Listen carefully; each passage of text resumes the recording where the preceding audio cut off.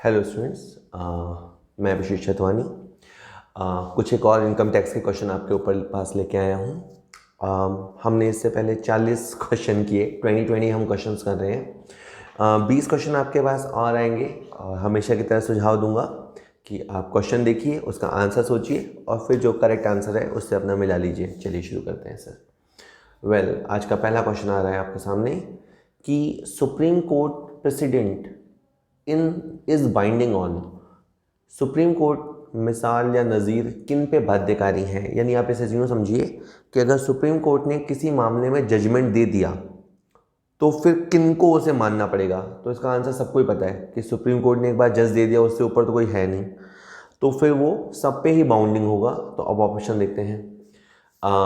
Courts को मानना पड़ेगा, बिल्कुल सर, हाई कोर्ट्स को मानना पड़ता है। अपीलेट ट्रिब्यूनल्स को मानना पड़ेगा, बिल्कुल मानना पड़ेगा। इनकम टैक्स अथॉरिटीज़ को भी मानना पड़ेगा, ऑल ऑफ द अबव। तो अगर किसी मामले में सुप्रीम कोर्ट ने कोई जजमेंट दे दिया है, उसी तरह के अगर तथ्य या फैक्ट्स किसी और मामले के भी हैं, तो फिर इनकम टैक्स अथॉरिटीज़ के लिए या ट्रिब्यूनल के लिए चीज़ें को सॉल्व करना आसान होता है और उन्हें एज इट इज़ वही रूल लागू कर देना चाहिए, यानी उनका ये डिसीजन सब पे बाइंडिंग होता है। इससे कोर्ट का समय बचता है, क्योंकि आपके पास एक एग्जांपल है जो सुप्रीम कोर्ट ने सेट किया है।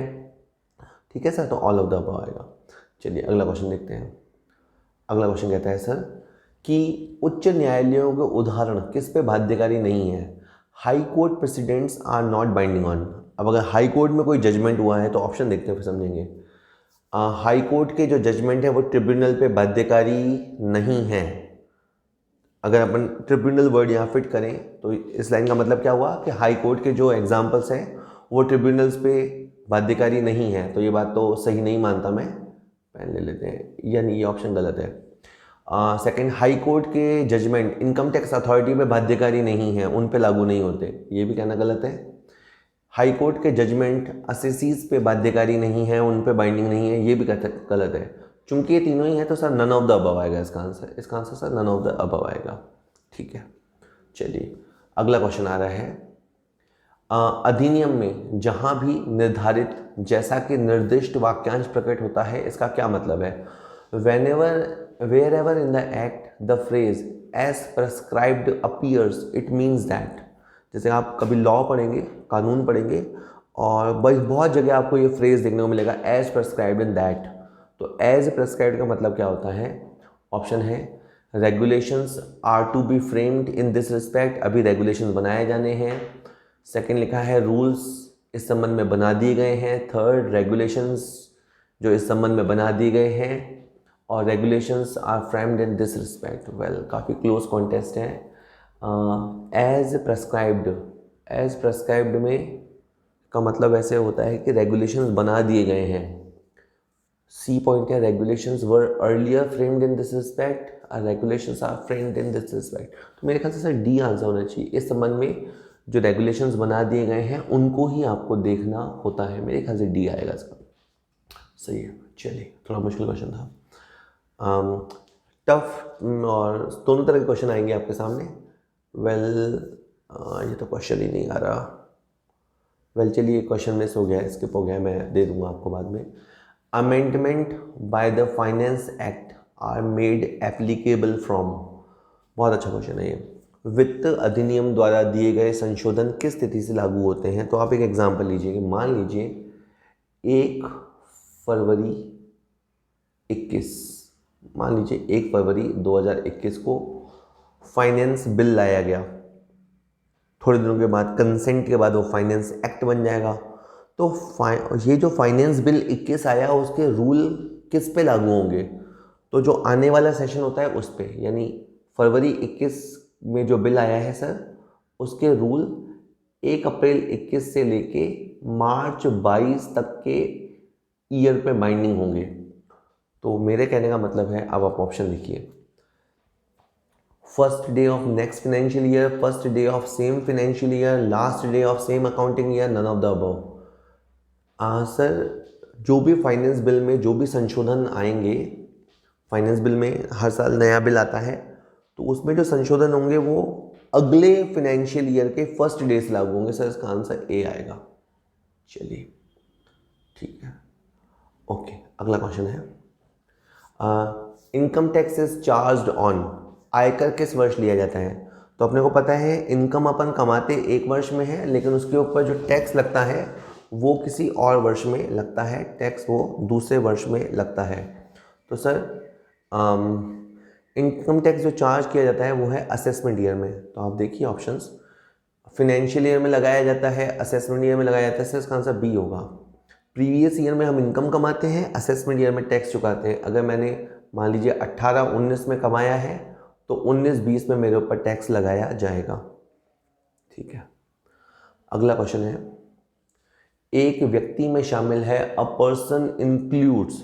तो अपने को पता है इनकम टैक्स में जो डेफिनेशन होता है पर्सन का, 231 में शायद सेक्शन है, तो उसमें पर्सन का मतलब होता है केवल इंडिविजुअल और HUF individual, company. D answer हो जाएगा सर। 7 तरह के पर्सन होते हैं। इंडिविजुअल जैसे आप और मैं इंडिविजुअल हैं, एचयूएफ अगर अपने पास फैमिली एसेट्स हैं तो एचयूएफ, कंपनी आप जानते हैं, फर्म आप जानते हैं, एओपी या बीओआई, ये पांचवा हो गया, local authority and every artificial judicial person. These are, ये सब पर्सन में कवर होते हैं सर। तो डी आंसर हो जाएगा इसका। ठीक है सर, चलिए अगला क्वेश्चन देखते हैं। ठीक है, आप चाहें तो सीधे सीधे क्वेश्चन पढ़ लें, मेरी कमेंट्री ना सुने। क्या हुआ इसको भाई? चलिए, every assessee is a person and, अच्छा हमने वही लाइन पर्सन कंप्लीट करनी है। Every assessee is a person and every person is also an assessee, ये ए स्टेटमेंट गलत है। अब बोल के देखिए सर, होता क्या है, जो असेसी है वो पर्सन होगा ये तय है, लेकिन जो पर्सन होगा वो असेसी होगा ये नहीं है। सही लाइन आपको याद होनी चाहिए। Every assessee is a person but every person is not an assessee. तो अब लाइन सेकंड है, every person need not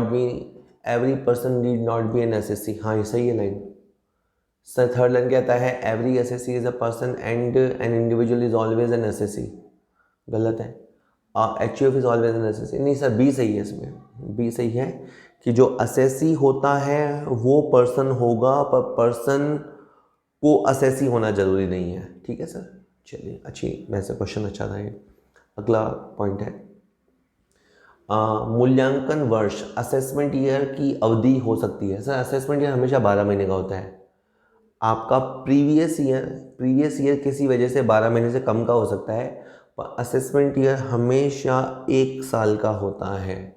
option है, ये 12 महीने से ज़्यादा होगा, 12 महीने या 12 महीने से कम होगा, केवल 12 महीने होगा सर, केवल 12 महीने। सी, असेसमेंट ईयर या मूल्यांकन वर्ष हमेशा 12 महीने होगा, फिक्स।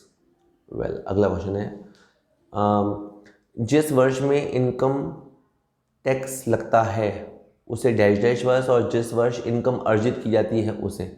तो सर जिस वर्ष आप कमाते हैं, पीछे अलग सा बता दो, जिस वर्ष आप कमाते हैं उसे तो अपन बोलते हैं प्रीवियस ईयर, और जिस वर्ष इनकम टैक्सेबल होती है वो होता है असेसमेंट ईयर। तो पहले आंसर आएगा ए वाई और पीछे आएगा P Y.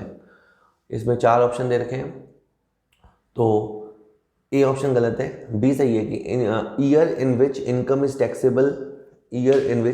Taxable is known as assessment year, and the year in which income is basically earned is known as previous year. तो उसका आंसर बी हो जाएगा सर। ठीक है, और भी देख लिया करिए आप। चलिए अगला क्वेश्चन देखते हैं, जिस वर्ष में आय अर्जित की जाती है। क्या बात है, आज तो ऐसे ऐसे क्वेश्चन पूछ रहा है, आसान। तो जब जिस वर्ष में इनकम अर्न होती है उसे बोलते हैं सर प्रीवियस ईयर। तो प्रीवियस ईयर बोलेंगे, फिनेंशियल ईयर बोलेंगे, दोनों बोल सकते हैं, तो दोनों बोल सकते हैं।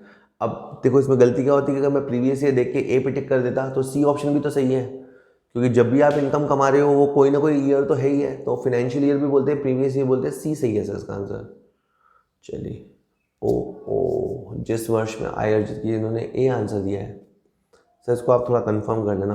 ठीक है, चलिए अगला क्वेश्चन है, इनकम टैक्स एक्ट की कौन सी धारा पर्सन शब्द को डिफाइन करती है? तो इनकम टैक्स की जो डेफिनेशंस हैं वो सेक्शन 2 में दिए हुए हैं। सेक्शन 1 में जनरली इंट्रोडक्शन होता है, सेक्शन 2 में जनरली डेफिनेशन होता है। इसमें मैं आपको एक लॉजिक बता देता हूँ, जैसे पर्सन है तो पर्सन किससे आता है? पी से।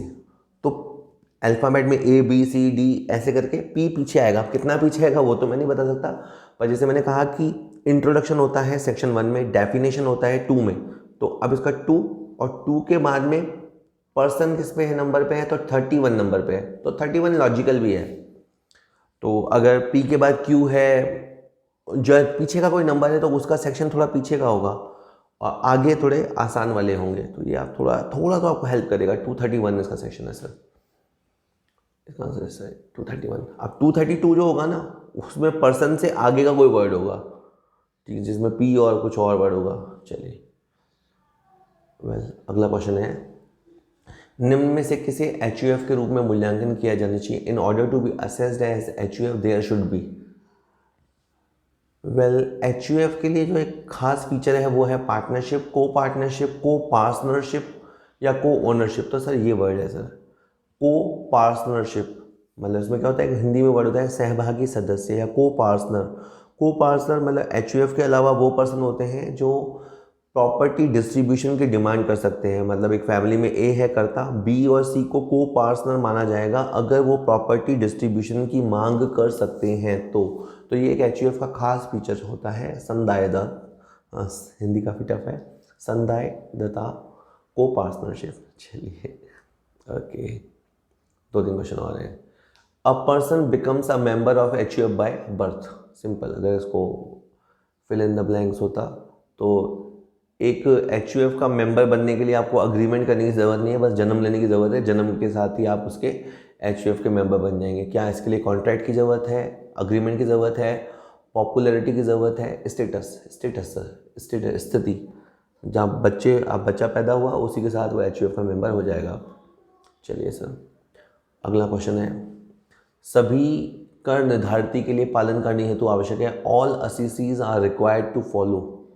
ऑप्शन देखते हैं, uniform previous year which must be calendar year only, uniform previous year which must be financial year only, any period of 12 month, period starting from July to June. अब D option तो बिल्कुल गलत है। Assessees को हम क्या कहते हैं कि आप फाइनेंशियल ईयर फॉलो किया करो, ठीक है, तो इसका आंसर सब बी हो जाएगा, uniform previous year which must be financial year only. सही जवाब। 4 क्वेश्चन और आ रहे हैं छोटे छोटे। चलिए अब देखिए, आपको थोड़ा तो हेल्प मिलेगा ही मिलेगा, और आपको आते हैं तो बहुत अच्छी बात है, खुश हो जाइए, और नहीं आते तो तैयारी थोड़ी अच्छी कर लीजिए। एग्ज़ाम से कभी ना कभी होने होते हैं, कभी ना कभी तो होने ही होते हैं, तो पोस्टपोन हो जाएं, अटक जाएं, बट क्या फ़र्क पड़ता है, कभी ना कभी तो होने ही है, तो इसलिए बढ़िया है अपनी तैयारी करते रहनी चाहिए। XYZ ब्रैकेट में LLP falls under which category of person. ये जो LLP होता है वो भी पार्टनरशिप के अंदर ही आता है सर, ये 2005 में आ गया था, 2005 में नहीं 9 में। खैर LLP इंडिविजुअल में आता है, पार्टनरशिप फर्म में आता है, कंपनी में आता है, या AOP में आता है? सर पार्टनरशिप फर्म में आता है। LLP के जो रूल होते हैं लिमिटेड लायबिलिटी पार्टनरशिप के, सेम वही रूल होते हैं जो आपका पार्टनरशिप फर्म के होते हैं, ठीक है सर। अब अपन अगला क्वेश्चन देखेंगे, ये है 58 क्वेश्चन। इसमें लिखा है municipality of Delhi falls under category of person, कि अगर दिल्ली की नगर पालिका है तो वो किस तरह के व्यक्ति की श्रेणी में आती है। पर्सन कई तरह के होते हैं। अब जैसे क्या होता है सर, ये जो नगर पालिका होती है, म्यूनसिपैलिटी या नगर परिषद होती है, या बड़े प्लेस पे नगर निगम होता है, म्यूनसिपल कॉरपोरेशन होता है, सर ये सब लोकल अथॉरिटी होते हैं, क्योंकि इनको कुछ टैक्स कलेक्शन के पावर होते हैं, ये उसके पब्लिक वेलफेयर पे खर्च करते हैं, ठीक है, इनके पास कुछ गवर्निंग पावर होते हैं। तो सर ये सब जो होते हैं ना सर, ये लोकल अथॉरिटी कैटेगरी में आते हैं। तो इस चैप्टर में वैसे अपन ने इस क्वेश्चन बैंक में पर्सन्स को ही समझा, तो लोकल अथॉरिटी हम इसे कहेंगे। वैसे देखते हैं कि क्या ये आर्टिफिशियल जुरिडिकल पर्सन है, नहीं। क्या ये लोकल अथॉरिटी है? बिल्कुल सर ये लोकल अथॉरिटी है। दिल्ली की नगर पालिका इंडिविजुअल तो हो ही नहीं सकती, एसोसिएशन ऑफ पर्सन भी नहीं है, ठीक है सर। चलिए अगला क्वेश्चन देख लेते हैं। अगला क्वेश्चन कहता है AOP should consist of. AOP में कौन होते हैं, AOP में कौन शामिल होने चाहिए? AOP में individual only, persons other than the individual only, both individual and non individual person, none of these. इस गिवन ऑप्शन में सी ऑप्शन सही है। हमें वैसे पता है कि AOP में जो मेंबर हैं, AOP के जो सदस्य हैं, वो इंडिविजुअल भी हो सकते हैं और नॉन इंडिविजुअल या अदर देन इंडिविजुअल भी हो सकते हैं। ये कहना कि केवल इंडिविजुअल्स होंगे ये भी गलत है, ये कहना कि इंडिविजुअल्स के अलावा बाकी लोग होंगे ये भी गलत है। मतलब हो सकता है सारे इंडिविजुअल हो सकता है सारे नॉन इंडिविजुअल हो, और हो सकता है उनका मिक्सअप हो, ठीक है। बट एओपी में अपन जानते हैं कि इंडिविजुअल और उनके अलावा इंडिविजुअल या नॉन इंडिविजुअल्स कुछ भी हो सकते हैं, यानी एसोसिएशन किसी भी तरह से बन सकती है। ठीक है, ज़्यादा समझाना भी थोड़ा गड़बड़ कर देता है। चलिए अगला क्वेश्चन है, और इनफैक्ट लास्ट क्वेश्चन है, body of individual should consist of. Well, इसमें तो बड़ा आसान है, इसमें वर्ड आया इंडिविजुअल्स, तो जो अपना पर्सन है ना, अपन ने पर्सन में लास्ट टाइम दोहराता हूँ, individual, HUF, partnership firm, company, local authority, artificial judicial person, और जो एओपी बीओआई होता है, तो बीओआई में इंडिविजुअल ही होने चाहिए, उसमें कोई नॉन इंडिविजुअल पर्सन नहीं होना चाहिए। अगर वो हो गया तो वो एओपी हो जाएगा। तो बीओआई में इंडिविजुअल्स ही हुआ करते हैं। होप आपके लिए वीडियो फ़ायदेमंद रहा होगा। ठीक है, हर तरह के क्वेश्चन लिए जाते हैं, कभी सिंपल कभी टफ। आप तो ये समझो फटाफट, अगर आपकी तैयारी है तो क्वेश्चन देखो, फटाक से उसका आंसर करो, ज़्यादा कमेंट्री भले मत सुना करो। और अगर आपकी तैयारी कम है या ठीक ठीक है तो आप थोड़ा सा मैं जो समझा रहा हूँ उसको सुन लेंगे तो डेफिनेटली आपको कुछ रूल्स पता लगेंगे और आप पहले से तो बेटर हो पाएंगे। Okay, thank you.